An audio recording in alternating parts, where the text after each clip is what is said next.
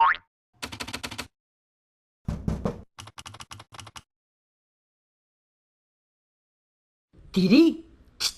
हे तिरी, काय आहे?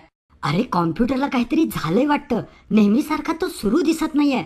मला असं वाटतंय की आपण त्याचा कॉम्प्युटर वापरतो हे सीडला समजलंय आणि म्हणूनच त्यानं तो लॉक केला असेल. मेरी कम्प्युटरला बूट कर ना. ओहो, आता तो काय करायला गेलाय हे माहितीये मला.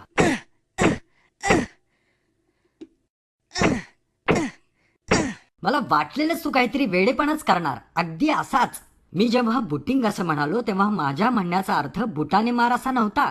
तू करतोय त्याला लाथ मारणे म्हणतात. हं?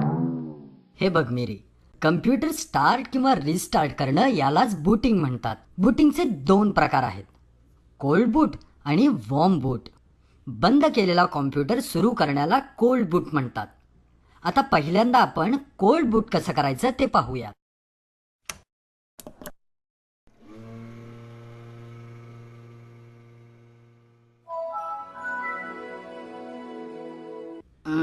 का बंद झालं हे आता?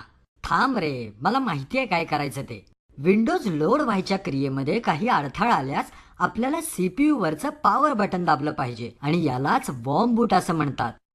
आता आपण वॉर्म बूट कसं करायचं ते पाहूया.